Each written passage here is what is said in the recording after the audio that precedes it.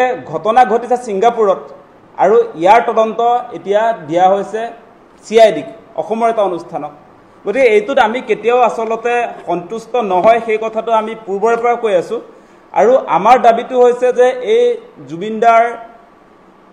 মৃত্যু মুখলৈ ঠেলি দিয়া যিটো ঘটনা, যিবিলাক অভিযুক্ত ইতিমধ্যে ওলাইছে, আপোনালোকে দেখিছে যে অভিযুক্তবিলাকৰ এগেইনষ্টত যি ধৰণৰ কাৰ্যসূচী CID-ৰ হ'ব লাগিছিলে সেইটো আমি দেখিবলৈ পোৱা নাই। আজি আপোনালোকে নিশ্চয় দেখিছে ভাৰততে ইতিমধ্যে মেইন যিগৰাকী কালপ্ৰিট সিদ্ধাৰ্থ শৰ্মা, সেইগৰাকী ব্যক্তিক অসম পুলিচে বা মুখ্যমন্ত্ৰীয়ে নিজেও লগ পাই আহিছোঁ বুলি কৈছে। তাৰ পাছতো কিন্তু আজিৰ দিনটোলৈকে সেই ব্যক্তিগৰাকীক, যিজন আচলতে মেইন কালপ্ৰিট, যিগৰাকীৰ নেতৃত্বত আজি জুবিনদাৰ নিচিনা এগৰাকী ব্যক্তিক আমি হেৰুৱাবলগীয়া হ'ল, তেখেতক আজিৰ দিনটোলৈকে CID-য়ে হওক অসম পুলিচে হওক গ্ৰেপ্তাৰ নকৰে। এই কথাবিলাকে ইয়াকে প্ৰমাণ কৰিছে যে আমি অসমবাসী ৰাইজে যিটো আশা কৰিছোঁ, জুবিনদাৰ ন্যায়ৰ কাৰণে যিবিলাক কথা আমি ভাবি আছোঁ সেইবিলাক নহ'বকৈ যেন লাগি আছে। আমি জুবিনদাক ন্যায় দিব নোৱাৰিম যেন লাগিছে। সেই কথাটো আমি এইকাৰণেই ক'বলগীয়া হৈছে যে আপোনালোকে নিশ্চয় দেখা পাইছে যে যিবিলাক অভিযুক্তৰ বিৰুদ্ধে আমি ইতিমধ্যে গোচৰ দিছোঁ, তেওঁলোকক আজিৰ দিনটোলৈকে, গোটেই কেইগৰাকীক আজিৰ দিনটোলৈকে সোধপোছ নকৰে। অসমতে দপদপাই আছে সেইবিলাক মানুহ। ছিংগাপুৰলৈ জুবিনদাৰ লগত যোৱা সেই নৰ্থ ইষ্ট ফেষ্টিভেল, শ্যামকানু মহন্তৰ যিটো অনুষ্ঠান, তালৈ যোৱা কেইবাগৰাকী ব্যক্তি গুৱাহাটীতে আছে। সেই লোকসকলক আপোনাৰ সোধা পোছা কৰিবনে নাই তাৰ নিশ্চয়তা নাই। আজি নিশিতা গোস্বামীৰ কথাটো আহিছে,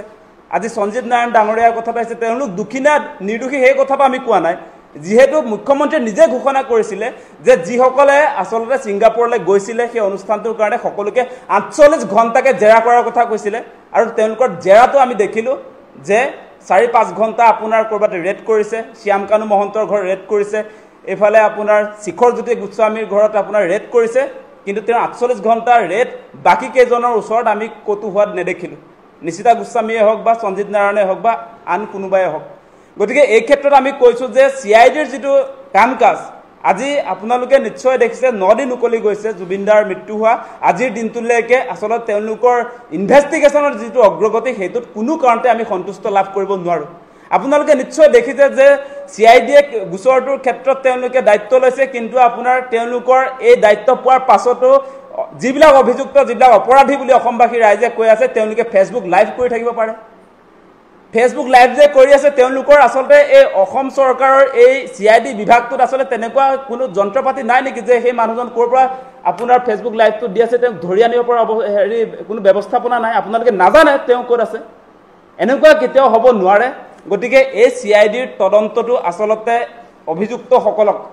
জুবিনদাক যিকেইগৰাকী কালপিতে মৃত্যুৰ মুখলৈ ঠেলি দিলে, তেখেতলোকক বচাবৰ কাৰণেই কৰিছে নেকি, তেনেকুৱা এটা আমাৰ অনুমান হৈছে।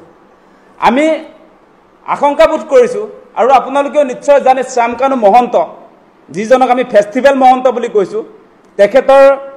ভাতৃ, জ্যেষ্ঠ ভাতৃ DGP ভাস্কৰজ্যোতি মহন্ত। আৰু ভাস্কৰজ্যোতি মহন্ত যিহেতু DGP আছিলে, এই সময়ছোৱাতে আচলতে অসম পুলিচত তেওঁলোকৰ সাংঘাতিক ধৰণৰ প্ৰভাৱ এটা আছে। আপোনালোকে দেখিব শ্যামকানু মহন্তৰ ফটো, আপোনালোকে দেখিব অসমত যিমান ডাঙৰ ডাঙৰ পুলিচ অফিচাৰ আছে সকলোৰে লগত আছে। মানে প্ৰায়বিলাক অনুষ্ঠানবিলাকত সেই ডাঙৰ ডাঙৰ অসমত থকা পুলিচ অফিচাৰবিলাকৰ লগত এটা ধুনীয়া সম্পৰ্ক শ্যামকানু মহন্তৰ আছে। গতিকে তেওঁলোকৰ জৰিয়তে, শ্যামকানু মহন্তৰ বন্ধুবিলাকৰ জৰিয়তে, এই তদন্ত প্ৰক্ৰিয়াৰ জৰিয়তে কেতিয়াও আমি জুবিনদাক ন্যায় দিব নোৱাৰোঁ, সেই কথাটো স্পষ্ট হৈছে। আৰু মুখ্যমন্ত্ৰীগৰাকী নিজেও আচলতে শ্যামকানু মহন্তৰ এই পৰিয়ালটোৰ লগত এটা সুসম্পৰ্ক দীৰ্ঘদিনৰ পৰা আমি লক্ষ্য কৰি আছোঁ। আজি মুখ্যমন্ত্ৰী ডাঙৰীয়া যে বিজেপিত আছে, সেই বিজেপিলৈ লৈ যোৱা সেই পৰিয়ালটো শ্যামকানু মহন্তৰ পৰিয়ালেই আছিলে, সেই কথা আমি দেখিছিলোঁ। মিটিংবিলাক ক'লৈ আছিলে আমি দেখিছিলোঁ। 3-4খন মিটিং 2015 চনত যেতিয়া সৰ্বানন্দ সোণোৱালে হিমন্ত বিশ্ব শৰ্মাৰ বিৰুদ্ধে আচলতে গোচৰ তৰা হৈছে, CBI কেছ দিয়া হ'ব বুলি কোৱা হৈছিলে, তেতিয়াই সেই সময়ছোৱাত আমি দেখিছিলোঁ মিটিংবিলাক শ্যামকানু মহন্ত তেওঁলোকৰ পৰিয়ালৰ বাসগৃহত ধাৰাবাহিক মিটিং চলি আছিল, ছিৰিজ অফ মিটিং চলি আছিলে। গতিকে আমাৰ সন্দেহ আছে। সেইকাৰণে কৈছোঁ, এই গোটেই জুবিনদাক ন্যায় দিবৰ কাৰণে এই গোটেই মানে তদন্ত প্ৰক্ৰিয়াটোক অতি শীঘ্ৰে CBI-লৈ হস্তান্তৰ কৰিবৰ কাৰণে আমি দাবী উত্থাপন কৰিছোঁ। ইয়াৰ উপৰি আমাৰ আৰু এটা দাবী আছে যে এই গোটেই তদন্ত প্ৰক্ৰিয়াটোত ন্যায়িক তদন্ত এটাও আমাক লাগে। এজন হাইকোৰ্টৰ চিটিং জাজ নহ'লে ৰিটায়াৰ্ড এগৰাকী জাজৰ জৰিয়তে এটা ন্যায়িক তদন্তৰ ইয়াত প্ৰয়োজনীয়তা আছে। আমি সেই ন্যায়িক তদন্তৰ কথাটো এইকাৰণে কৈছোঁ, আপোনালোকে জানে বিজেপি চৰকাৰ শাসনলৈ অহাৰ পাছত যিবিলাক ইণ্ডিপেণ্ডেণ্ট বডি আছিলে CBI হওক আজি ED হওক যিমান ডাঙৰ ডাঙৰ অনুষ্ঠান ন্যায়ৰ কথাই ক'বনে সকলোবিলাক কিন্তু বিজেপি চৰকাৰৰ আচলতে একোটা ব্ৰাঞ্চলৈ ৰূপান্তৰ হৈছিল তেওঁলোকক প্ৰভাৱিত কৰে বিভিন্ন সময়ত আমি দেখিছো তেওঁলোকে যাৰ বিৰুদ্ধে একশন ল'ব খোজে সেইবিলাক তেওঁলোকে নিয়োগ কৰে সেই অনুষ্ঠানবিলাকক ইণ্ডিপেণ্ডেণ্ট অনুষ্ঠান আছিলে গতিকে সেই কাৰণে আমি ন্যায়িক তদন্তও আমাক লাগে সেই কথা আমি কৈছো গতিকে জুবিন দাৰ ক্ষেত্ৰত আমি কেতিয়াও অসমৰ ৰাইজে কম্প্ৰমাইজ নকৰোঁ মুখ্যমন্ত্ৰী গৰাকীৰ শেহতীয়া কাম কাজবিলাকত শেহতীয়া কথা বতৰাবিলাকত আমি দেখিছো তেখেতে কিন্তু ন্যায় দিয়াৰ পক্ষত কৃপণালী কৰিছে আজি তেওঁ অপৰাধীবিলাকক সময় দিছে 10 দিন সময় দিছে 10 ঘণ্টাও সময় দিয়াৰ প্ৰয়োজন নাছিলে মুখ্যমন্ত্ৰী ডাঙৰীয়া আপুনি এই অপৰাধীবিলাকক যি অসমৰ শত্ৰু জুবিন দাক মৃত্যুৰ মুখলৈ ঠেলি দিয়া মানুহবিলাকক আপুনি 10 দিন সময় কেনেকৈ দিব পাৰে সেই কথা আমি বুজি নাপাওঁ আপুনি নিজে কয় জুবিন দা আটাইতকৈ ডাঙৰ অনুৰাগী 10 দিন সময় কমতি সময় দিছেনে তেওঁলোকে এই সময়ছোৱাত তেওঁলোকৰ হাতত থকা নথিপত্ৰবিলাক ডিলিট কৰি দিব পাৰে গতিকে এনেকুৱা সুবৰ্ণ সুযোগ কি যুক্তি দি থকা হৈছে মুখ্যমন্ত্ৰীয়ে সেই প্ৰশ্নবিলাক আমি উত্থাপন কৰিছোঁ আমি কোনো কাৰণতে জুবিন দাৰ ক্ষেত্ৰত এনেকৈ অন্যায় আমি আচলতে চাই থাকিব নোৱাৰোঁ সেই কথাটো অতি স্পষ্ট আমি দেখা পাইছোঁ জুবিন দাৰ ন্যায়ৰ কাৰণে যিবিলাকে মাত মাতিছে যিবিলাক আমাৰ অসমৰ জুবিন ফেন ক্লাবৰ মানুহে হওক জুবিন অনুৰাগী যিসকলে আজি আপোনাৰ প্ৰতিবাদ কৰিছে ন্যায়ৰ দাবী উত্থাপন কৰিছে সেই মানুহবিলাকক তেওঁলোকে CIDৰ প্ৰথম তদন্ততে আমি দেখিলোঁ যে অভিযুক্ত জুবিন দাক মৃত্যুৰ মুখলৈ ঠেলি দিয়া ব্যক্তিসকলৰ বিৰুদ্ধে সেই তদন্ত নহয় প্ৰথম দিনটো যোৰহাটত গুচি গ'ল গুৱাহাটীৰ পৰা CIDৰ দল 12জন জুবিন অনুৰাগীক ধৰিবলৈ এইটো কি আচলতে আমি দেখা নাই এই কথা বতৰাবিলাক তেওঁলোকে অভিযোগ দিছে যে জুবিন অনুৰাগীয়ে গুৱাহাটীত বোলে উৎপাত কৰিছিলে অশান্তি কৰিছিলে উদ্ভণ্ডালি কৰিছিলে আপোনালোকৰ টিভিত ক'তো প্ৰচাৰ হোৱা নাই আমি দেখিছোঁ জুবিন অনুৰাগীয়ে আপোনাৰ যিমান মানুহ আহিছে সকলোকে সহযোগিতা কৰিছে ইভেন পানী দিছে কোনোবাই কিবা আপোনাৰ সেই সমাগমত কাৰোবাৰ বিপদ হৈছে সকলোকে সহায় কৰা আমি দেখিছোঁ এইটো কি তদন্ত চলিছে আজি জুবিন দাক ন্যায় দিব খোজা মানুহৰ বিৰুদ্ধে তেওঁলোকে তদন্ত কৰিছে আজি আপোনালোকে দেখি যে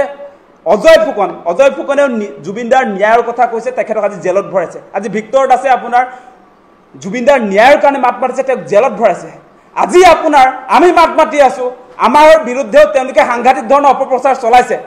যোৱাকালি এটা সাংঘাতিক ধৰণৰ ঘটনা ঘটিছে আপোনালোকক কৈ দিওঁ যদিহে বেয়া নাপায় বিজেপিৰ ফালৰ পৰা বিজেপিৰ কিশোৰ উপাধ্যায় নামৰ ব্যক্তিগৰাকীয়ে আমাৰ নামত আপোনাৰ পোষ্টাৰ বনাইছে কেনেকুৱা ভয়ংকৰ অভিযোগ আমি জুবিন দাক যিটো সময়ত ন্যায় দিব লাগে বুলি আমি সামাজিক মাধ্যমত বা টেলিভিছন মাধ্যমত আমাৰ বক্তব্য ৰাখিছোঁ তেতিয়া আমাৰ বিৰুদ্ধে তেওঁলোকে এখন পোষ্টাৰ উলিয়াইছে আমি কৈছোঁ বোলে জুবিন গাৰ্গ ডাঙৰীয়াক আমাৰ হিয়াৰ আমঠু আমাৰ প্ৰাণৰ স্পন্দন সেইগৰাকী ব্যক্তিক যি যেনেকৈ আচলতে ছিংগাপুৰত হত্যা কৰা হ'ল বা মৃত্যুৰ মুখলৈ ঠেলি দিয়া হ'ল মুখ্যমন্ত্ৰীক বধ কৰিব লাগে বুলি বিজেপিৰ আপোনাৰ মুখপাত্ৰবিলাকে প্ৰচাৰ কৰি আছে এখন আপোনাৰ মোৰ নামত আকাশ দলৰ নামত নেম প্লেট বনাই তেওঁলোকে প্ৰচাৰ কৰি আছে ইয়াতে আপোনাৰ ডিজিপিৰ লগতে আপোনাৰ মুখ্যমন্ত্ৰীক তেওঁলোকে টেগ কৰি দিছে এনেকুৱা ধৰণৰ তেওঁলোকে আমাৰ আচল ন্যায়ৰ দাবীত যিটো আন্দোলন হ'বলৈ গৈ আছে সেই বিষয়বিলাক আজি ডাইভাৰ্ট কৰিব খুজিছে মোৰ একেবাৰে প্ৰথম কথাটো হৈছে মই জীৱনত কেতিয়াও কল্পনাই কৰা নাছিলোঁ এনে এটা বিষয়ত মই এদিন আহি আপোনাৰ সৈতে টকশ্ব'ত বহিব লাগিব এইটো মোৰ বাবে বৰ আচৰিত ধৰণৰ কথা এটা জুবিন গাৰ্গক জীয়াই ৰাখিব নোৱাৰাটো এটা বাক্যত আমাৰ বাবে জাতীয় ব্যৰ্থতা আমি জুবিন গাৰ্গক জীয়াই ৰাখিব পাৰিব লাগিছিল ভালকৈ থাকিব লাগিছিল কাৰণ এই মানুহজন নাইকিয়া হৈ যোৱাৰ লগে লগে আমি কিমান কি হেৰুৱাই পেলালোঁ আমি চাগে কোনেও অনুভৱ কৰিব পৰা নাই যিহেতু মাত্ৰ 5 দিনেই হৈছে 5 দিনত আমি বুজিয়ে পোৱা নাই যে আমাৰ মাজৰ পৰা কি গুচি গ'ল ব্যক্তিগতভাৱে আমাৰ প্ৰজন্মটোৱে অভিভাৱকহীন হৈ পৰিছোঁ সেইটো প্ৰথম কথা সেই দুখ সেই বেদনা সেই চকু পানীবোৰ আছে কিন্তু জুবিন গাৰ্গক ছিংগাপুৰত লৈ যোৱা কথাটোৰ পৰা আৰম্ভ কৰি মানুহজনক সাঁতুৰিবলৈ বাধ্য কৰাৰ পৰা আৰম্ভ কৰি এই যে এতিয়া খণ্ড খণ্ডকে চিৰিয়েলৰ নিচিনাকৈ ভিডিঅ'বোৰ এৰি থকা হৈছে কোনে এৰি আছে সিজাৰ জুবিন গাৰ্গৰ যেতিয়া প্ৰথম হৈছিল সিজাৰ হোৱাৰ পাছত আমি আটাই জানো অসমৰ মানুহে বহুতে সেইদিনা গুগলত চাৰ্চ কৰিছিল সিজাৰ হ'লে কি কৰিব লাগে নেলাগে তেওঁলোকে ভুলতো জুবিন গাৰ্গক কেতিয়াও লগ পোৱা নাই তেওঁলোকেই জানে যে সিজাৰ হ'লে জুই আৰু পানীৰ পৰা আঁতৰাই ৰাখিব লাগে এই যে মেনেজাৰ বোলা মানুহজন লগত যোৱা মানুহখিনি তেওঁলোকে কিয় জুবিন গাৰ্গক তাত নামিবলৈ দিছিল আৰু এতিয়া যিটো অৰ্থনৈতিক কথা আহিছে মই ভাবোঁ সেইটো আটাইতকৈ গুৰুত্বপূৰ্ণ কথা জুবিন গাৰ্গে লোন লৈ গাড়ী কিনে আজিলৈকে মাটি এডোখৰ তেওঁ নিজে বিচৰা মতে কিনিব পৰা নাই খাৰগুলিৰ ঘৰটো সম্পূৰ্ণ হোৱা নাই তেওঁৰ লগত থকা মেনেজাৰগৰাকীৰ অসমত 2টা ফ্লেট গুৱাহাটীত কেইবাখন গাড়ী এখন হোটেল এই যে প্ৰশ্নবোৰ আহি আছে কেনেকৈ হ'ল ক'ত পালে হিচাপ মতেতো জুবিন গাৰ্গ আপুনি এতিয়া গুগল চাৰ্চ কৰক তেওঁৰ কালি হোটেলখনৰ স্থিতি বেলেগ হোটেলখনৰ মালিকৰ নাম কালি বেলেগ কালি লৈ বেলেগ আজি বেলেগ আপুনি CEO ডক্টৰ ভূপেন হাজৰিকাৰ নাম ভৰাই দিছে আপোনাক আৰু বেলেগ কি কম আৰু আটাইতকৈ লাজ লোৱা কথাটো হ'ল জুবিন গাৰ্গ অসমৰ আটাইতকৈ ধনী মানুহ হ'ব লাগিছিল মই বুজি পাওঁ যে জুবিন গাৰ্গৰ হাতত টকা থাকিলে বিলাই দিয়ে যিবোৰ কথা কৈ আছে এতিয়া জুবিন গাৰ্গৰ হাতত টকা সেইবাবে আমি নিদিওঁ কিন্তু জুবিন গাৰ্গেতো প্ৰত্যেক বছৰ প্ৰত্যেক ৰাতি টকা উপাৰ্জন কৰি আছিল তাৰ পাছত জুবিন গাৰ্গৰ এনেকুৱা অৱস্থা কিয় হ'ল কিয় তেওঁ নিজৰ গাড়ীখন লোনত কিনে কিয় নিজৰ ঘৰ এটা তেওঁ বিচাৰিলে কিনিব নোৱাৰে আৰু তেওঁৰ লগত থকা মানুহজনে ইমান টকা কেনেকৈ ঘটিলে এইটো ডাঙৰ প্ৰশ্ন অৰ্থনৈতিক দিশ এটা আছে আৰু তাতকৈ ডাঙৰ দিশটো হ'ল এই যিজন বেপাৰী এই যে শ্যামকানু মহন্ত বোলা বেপাৰীগৰাকীয়ে ৰঙালী পাতি আপুনি আজি আৰু এগৰাকী ব্যক্তি সঞ্জীৱ নাৰায়ণ তেওঁ আজি সংবাদ মেলত কি কৈছে যে তেওঁ লগত থাকিলে জুবিন গাৰ্গে সুৰাপান নকৰে ৰঙালীত সেইবাৰ সঞ্জীৱ নাৰায়ণ আৰু শ্যামকানু মহন্তই জুবিন গাৰ্গক মাজত থিয় কৰাই যিটো মাতাল ৰূপ দেখুৱাইছিল জুবিন গাৰ্গ সুস্থ হৈ আছিল এওঁলোক মাতাল হৈ আছিল এই কথাবোৰতো মানুহৰ মনত আছে এই বেপাৰ কৰি কৰি জুবিন গাৰ্গৰ দৰে সত্তাটোক যে এওঁলোকে খাই পেলালে শেষ কৰি পেলালে সেইটো আমাৰ বাবে আটাইতকৈ দুখ লগা কথা আৰু লগত থকা মেনেজাৰজন লগত থকা বাদ্যযন্ত্ৰীসকল তেওঁলোকে জুবিন গাৰ্গে দুদিন মেডিচিন খোৱা নাই বুলি জনা নাছিল নেকি যদি জনা নাছিল তেওঁৰ দায়িত্ব কেৱল জুবিন গাৰ্গক বাউন্সাৰেৰে যে ইয়াত অনুষ্ঠান হলে আপুনি জুবিন গাৰ্গৰ কাক চাবিব নোৱাৰে 5জন বাউন্সাৰ থাকে তাত এজন ডক্টৰ থাকিব নালাগে তাত চিজাৰ থকা মানুহজনৰ লগত এজন ডক্টৰ থকাটো জৰুৰী নাছিল এই যিবোৰ মৌলিক প্ৰশ্ন এইবোৰ অসমীয়া মানুহৰ মনে মনে আছে মই ব্যক্তিগত কথা আজি ক'ব খোজাই নাছিলো কিন্তু এনেকুৱা এটা টক শ্ব'ত জুবিন গাৰ্গক সমালোচনা কৰাৰ পাছত মোক পিছদিনা জুবিন গাৰ্গে নিজৰ ঘৰলৈ নি ভাত খুৱাইছিল সেই গোটেই কথাটোৱে তাৰ পাছত মই মানে মোক জীৱনত যথেষ্ট সাহস দিছিল আৰু তাৰ পাছৰ পৰা জুবিন গাৰ্গৰ সৈতে সম্পৰ্ক আছিল মই যেতিয়া ছাত্ৰ একতা সভাৰ সভাপতি আছিলো মই বিচাৰিছিলো যে জুবিন গাৰ্গক আমি উদযাপন কৰিব লাগে জীয়াই থাকোঁতে উদযাপন কৰিব লাগে আৰু সেইবাবে আমি কটনত তেখেতৰ সোঁৱৰণত তেখেতৰ এটি গানৰ কলি প্ৰীতিৰ সুবাসে বুলি আমি এখন কুইজ কৰিছিলো যিখন কুইজত প্ৰায় 120টামান দলে অংশগ্ৰহণ কৰিছিল এইটো তেওঁৰ জীৱন্ত অৱস্থাত তেখেতক আমি কৃতজ্ঞতা যাচিছিলো সেই কামবোৰ কৰি থাকোঁতে এদিন জুবিন গাৰ্গক আমি যেতিয়া ফৰ্মেলি মাতিবলৈ গৈছিলো তেওঁৰ ষ্টুডিঅ'লে আমি সোমাই গৈ আমি বাহিৰত দুটা কোঠা আছিল জুৰ্ণালিষ্ট ষ্টুডিঅ'টোত বাহিৰৰ ষ্টুডিঅ'টোত বহি থাকোঁতে ভিতৰৰ ষ্টুডিঅ'টোলৈ তেখেতে নিজে মাতি নিলে বহিলো আৰু তেখেতৰ সৈতে তাৰ আগতো কেইবাবাৰো লগ পোৱা হৈছিল গতিকে তেখেতে চিনি পাই মাতি নি ভিতৰত বহিব দিলে সেই সময়ত মই মুকলিকে কৈছোঁ সেই ষ্টুডিঅ'টোত দিগন্ত ভাৰতী উপস্থিত আছিল মানে কাহিনীটো দিগন্ত ভাৰতীক সুধিলেও দিগন্ত ভাৰতী ডাঙৰীয়াই ক'ব পাৰিব তাৰ পাছত হঠাৎ এই সিদ্ধাৰ্থ বোলা মানুহজন সোমাই আহিছিল সিদ্ধাৰ্থ বোলা মানুহজনে আহি আমি যিহেতু সেই সময়ত কটনৰ ল'ৰা আমাৰো মানে স্বাভিমান আছে গতিকে তেখেতে আমাক যেতিয়া একো কথা নুসুধাকৈ ওলাই যাবলৈ দিলে আমাৰ লগত তৰ্কাতৰ্কি হৈছিল তৰ্কাতৰ্কি হোৱাৰ সময়ত দিগন্ত ভাৰতী নিজে আগুৱাই আহি সিদ্ধাৰ্থৰ লগত কথা পাতিছিল তৰ্কাতৰ্কি হ'ল আৰু তাৰপাছত এনেকুৱা এটা পৰিস্থিতি হ'ল দুয়োগৰাকী বাহিৰলৈ গ'ল জুবিন দাও বাহিৰলৈ যাব লগা হ'ল তাৰপিছত তেওঁ জুবিন দাই আহি আমাৰ সন্মুখত সিদ্ধাৰ্থৰ হৈ আমাৰ ওচৰত ক্ষমা বিচাৰিছিল 3বাৰ আই এম চৰি বুলি কৈছিল মোৰ গোটেই কাহিনীটো এতিয়া মনত পৰিছে মনত আছে সদায় মনত থাকিব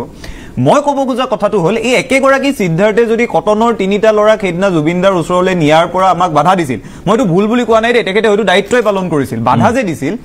এই মানুহজনে যেতিয়া জুবিন গাৰ্গক ছিংগাপুৰলৈ লৈ গ'ল কিয় মই সেই কথাটো বুজিবলৈ সক্ষম হোৱা নাই তেওঁ যে মেনেজাৰ তেওঁ বিনা পইচাত নহয় পইচা পায় তেওঁ দৰমহালৈ মেনেজাৰ জুবিন গাৰ্গৰ মেনেজাৰ যদি হ'ব লাগে বুলি অসমৰ ল'ৰা এটা ক'লেহেঁতেন বিনা পইচাত অসমৰ ল'ৰা কিমান থাকিলেহেঁতেন গতিকে মই সেইটোলৈ যাবই খোজা নাই তেওঁ মেনেজাৰ তেওঁ পইচা পায় তেওঁ জুবিনদাৰ চোৱা চিতা কৰাটো দায়িত্ব এই মানুহজনে কিয় ৰাতি নোখোৱা মানুহজনক যাৰ সিজাৰ আহে সিজাৰ এতিয়া আগতেও কেইবাবাৰো আহিছে যি শাৰীৰিকভাৱে দুৰ্বল আপুনি গোটেই ভিডিঅ'বোৰ যদি চাই তেওঁ চকুত সেই অৱসাদটো আছে ক্লান্তিটো আছে তেওঁ যে আগদিনা ৰাতি খোৱা নাই সেই অৱসাদ সেই ক্লান্তিটো তাত আছে ৰাতি ষ্ট্ৰীট ছিংগাৰৰ লগত তাত তেওঁলোকে সুৰাপান কৰিছে তাৰ পাছত ৰাতিপুৱাই তেওঁ একেযোৰ ড্ৰেছত লৈ গৈছে সাগৰৰ পাৰলৈ যিটো কল্পনা কৰিব নোৱাৰি মই সেইবাবে কৈছো এই মানুহগৰাকী যিগৰাকী আমাৰ 3টা ল'ৰাক জুবিন গাৰ্গৰ ওচৰলৈ যাবলৈ নিদিয়ে তেওঁ সেইদিনা জুবিন গাৰ্গক তাত সাগৰত মেলি দিছে গতিকে মই ভাবো এই ঘটনাটোত কিবা পূৰ্ব পৰিকল্পনা আছে সেইবোৰ বাহিৰ হ'ব কিন্তু চকুৰে দেখা কথাটো হ'ল ইয়াত তেওঁলোকৰ জুবিন গাৰ্গৰ প্ৰতি অমনোযোগিতা আছে সেই অমনোযোগিতাটোৰ বাবে ন্যায়িকভাৱে তেওঁলোকে যি কৰে কৰি ন্যায়িকভাৱে তদন্ত হ'ব শাস্তি পাব তেওঁলোক নৈতিকভাৱে কিন্তু এই গোটেই মানুহকেইটা জগৰীয়া গোটেই মানুহকেইটা অপৰাধী অসমীয়া মানুহৰ চকুত নৈতিকভাৱে সিদ্ধাৰ্থ শৰ্মা বোলাজন অপৰাধী শেখৰ জ্যোতি গোস্বামী বোলাজন অপৰাধী আৰু যিজন মানুহে মাতিনি ফেষ্টিভেল তাত পাতিছিল তেওঁতো ফেষ্টিভেলখন বন্ধ কৰা নাই ফেষ্টিভেলটো চলি আছে জুবিন গাৰ্গৰ মৃত্যুৰ পাছতো তেওঁ ৰং ৰহইচ কৰি তাত ফেষ্টিভেল পাতিছে এই মানুহজনো দুখী মই আপোনাক কেইটামান কথা স্পষ্টকৈ কওঁ একেবাৰে খোলা কথাটো কি জুবিন গাৰ্গক এই গোটেই মানুহৰ জাকটোৱে জুবিন গাৰ্গৰ গান এটাত আছে নহয় গান এটাতে আছে নহয় যে তেজ খুহি খুহি কোৱা কথা তেওঁলোকে লিখিছিল যে এওঁলোক আটাই তেজ খুহি খুহি খাইছে জুবিন গাৰ্গক আৰু খুহি খুহি খাই আজি এই পৰিস্থিতিলৈ লৈ আহিল জুবিন গাৰ্গৰ নামত কোনে জুবিন গাৰ্গৰ ঘনিষ্ঠ মানুহে জল জীৱন মিছনৰ ঠিকা কৰি আছে আপুনি যদি বিচাৰে ওলাব জুবিন গাৰ্গৰ লগত থাকি কোন মানুহে 30টা এই যে হোটেল কিনিলে মেনেজাৰজনে তেওঁৰ গাড়ীৰ তালিকা যদি এতিয়া যিবোৰ কথা আমি শুনি আছো তেওঁৰ গাড়ী ইমান বেছি তেওঁৰ গাড়ীৰ তালিকা শুনিলে আচৰিত হৈ যাব লাগে অন্তত ইফালে জুবিন গাৰ্গৰ নিজৰ ঘৰ এটা নাই গতিকে মই এইটো কথাই ক'ব খুজিছো এই পৰজীৱী উদ্ভিদ কেইটা পৰজীৱী মানুহ কেইটা যিকেইটা মানুহে জুবিন গাৰ্গক ব্যৱহাৰ কৰি নিজৰ ব্যৱসায়িক স্বাৰ্থ পূৰণ কৰি থাকিল তেওঁলোকৰ জুবিন গাৰ্গৰ প্ৰতি যিটো দায়িত্ব থাকিব লাগিছিল সেই দায়িত্বটো ছিংগাপুৰত দেখা পোৱা নগ'ল গতিকে তদন্তত হয়তো বিভিন্ন কথা ওলাব পাৰে এটা কথা স্পষ্ট তেওঁলোকৰ অমনোযোগিতাৰ বাবে তেওঁলোকে জুবিন গাৰ্গক কৰা এই গোটেই ব্যৱহাৰখিনিৰ বাবে জুবিন গাৰ্গৰ মৃত্যু হৈছে এইটো স্পষ্ট কথা দ্বিতীয় কথাটো হ'ল যিটো আটাইতকৈ গুৰুত্বপূৰ্ণ কথা ছিংগাপুৰৰ তদন্ত প্ৰক্ৰিয়াটো কিদৰে আগবাঢ়িব এইটো ছিংগাপুৰ আৰক্ষীয়ে চাব অসমত এই কথাবোৰ এতিয়া উত্থাপন হৈ আছে যে এই যিকেইগৰাকী ডাঙৰ ডাঙৰ মানুহৰ কথা ওলাইছে এই ডাঙৰ ডাঙৰ মানুহবোৰ নফচিব নেকি তেওঁলোক তদন্তৰ আওতালে নাহিব নেকি খাৰি যাব নেকি মই অসম চৰকাৰক এইটোৱে আহ্বান জনাব বিচাৰো মুখ্যমন্ত্ৰী ডাঙৰীয়াক এইটোৱে আহ্বান জনাব বিচাৰো জুবিন গাৰ্গতকৈ ডাঙৰ মানুহ অসমত এই আজিলে আমি জীয়াই থকা মানুহখিনিৰ ভিতৰত কোনো নাই জুবিন গাৰ্গৰ নিচিনা সম্পদ জাতিটোৱে 100 বছৰত পাবন নাই মই নাজানো এই যে আজি সমাধিলে গৈ কাষৰ মহিলাবোৰে ক'ব লগা হৈছে জুবিনক আমি চাফা কৰি ৰাখিম তেওঁক লেতেৰা হ'বলৈ নিদিওঁ সমাধি চাফা কৰিবলৈ গৈছে সৰু সৰু কথা সেইদিনা ৰাস্তাত টমটম ৰেলী হৈছে আপুনি পৃথিৱীত ক'ৰবাত দেখিছে টমটমেৰে ৰেলী কৰা এম্বুলেন্স ৰেলী কৰা ক'ৰবাত দেখিছে জুবিন গাৰ্গে জীয়াই থাকোঁতে অসমখনক বিশ্বলৈ লৈ যাবলৈ যিমান বাদ দিছিল যিমান বাকী আছিল মৰাৰ পাছত আমাক বিশ্বলৈ লৈ গ'ল আজি বিশ্বৰ মানুহে জানে অসমত জুবিন গাৰ্গ বুলি এজন শিল্পী আছিল অসমীয়া জাতিটোক চিনি পোৱা হ'ল গতিকে মই মুখ্যমন্ত্ৰী ডাঙৰীয়াক এইটোৱে আহ্বান কৰিম ৰাজনীতি যদি কৰিব মন আছে 26ত কৰিব ৰাজনীতি কৰাৰ বাবেতো তেওঁক আমি কোনেও বাধা দিয়া নাই কথাটো হ'ল জুবিন গাৰ্গৰ মৃত্যুৰ তদন্তটো ৰাজনৈতিক সীমাৰ বাহিৰলৈ গৈ কিন্তু শেষ কৰক এই পৰজীৱী উদ্ভিদ কেইটাক শাস্তি দিয়ক বেপাৰী কেইটাক শাস্তি দিয়ক জুবিন গাৰ্গৰ মৃত্যুটো যদি অসমীয়া জাতিয়ে দুৰ্ভাগ্যজনকভাৱে জাষ্টিছ ফৰ জুবিন লিখি থাকিব লাগে আমি কিন্তু অসমীয়া জাতি বুলি বিশ্বৰ আগত মূৰ তুলিব নোৱাৰি কাৰণ সেই মানুহজনে আমাক বিশ্বত চিনাকি দি গ'ল সেই মানুহজনক যদি আমি ন্যায় দিব নোৱাৰো তেওঁক শোষণ কৰি কৰি তেজ খুহি খুহি শেষ কৰা মানুহকেইটাক যদি ধৰিব নোৱাৰো আমি কিন্তু বিশ্বৰ আগত অসমীয়া বুলি চিনাকি দিব নোৱাৰিম অনুষ্ঠানটোৰ যোগেদি আপোনালোকে ইতিমধ্যে বহুখিনি কথাই গম পাইছে জুবিনদাৰ আৰক্ষী ভাতৃ সনিদ্যপান এতিয়া মৌন হৈ আছে অৱহেলাৰ বাবে এতিয়া পৰিকল্পিত এটা ষড়যন্ত্ৰ হৈছে নেকি জুবিনদাৰ মৃত্যুৰ ৰহস্য আৰু লগতে কেতবোৰ প্ৰশ্ন ক'ত আছে মেনেজাৰ সিদ্ধাৰ্থ ক'ত আছে শ্যামকান্ত মহন্ত ইটোৰ পাছত সিটো আহি আছে ভিডিঅ' আহি আছে বহুতো প্ৰশ্ন শেষৰজ্যোতিয়ে এটা কয় আৰু আপোনাৰ শ্যামকান্ত মহন্তই এটা কয় কথা কোৱাৰ হেতৰ ঢং নাই এতিয়া CID এতিয়া মুখ্যমন্ত্ৰী নিৰ্দেশনা CID আহিছে এতিয়া বহুখিনি তথ্য গম পাম লাহে লাহে CID SIT কোন দিশত গৈ আছে সকলোবোৰ ৰাইজৰ আগত এতিয়া সংবাদ মাধ্যমে দাঙি ধৰিছে এতিয়া জাগিছে শিল্পী জগত জাগিছে জনগণ হয় সামাজিক মাধ্যমৰ যোগেদি এতিয়া জাষ্টিছ ক'বলগীয়া হৈছে জুবিনদাৰ কাৰণে বহুত বেছি এটা দুখৰ খবৰ জুবিনদাই ন্যায় পাওক আমাৰ সাধাৰণ ৰাইজসকলে ন্যায় পাওক